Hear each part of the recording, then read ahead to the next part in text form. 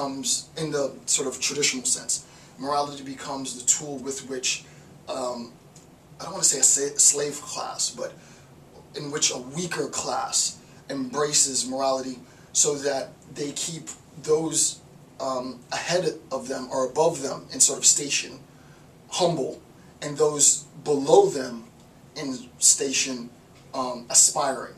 And it serves to codify, or not codify, it serves to solidify, congeal the mediocre, the mediocrity, the average, the lowly. So that's sort of traditional Nietzschean discourse on I wouldn't say class. I wouldn't go so far as saying class. He hints towards class. He doesn't explicitly flesh out class per se, but there are suggestions to class, right? Because he talks about sacerdotal class. Anyway, the point being, I think of this section, not too long as far as the notes, 260 to 266.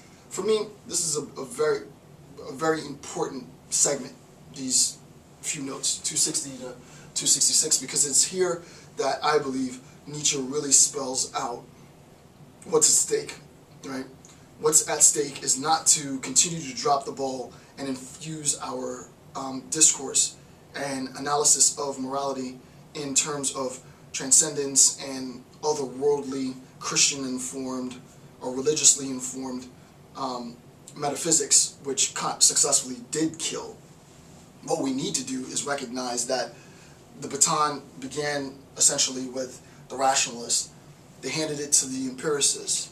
The empiricists handed it to Kant, but he dropped the ball, he dropped the baton.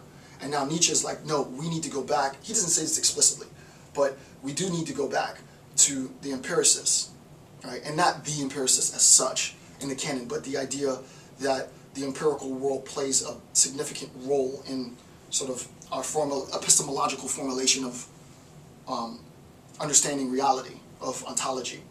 We need to go back to that, and we need to find morality in that, because that's where it lies, right?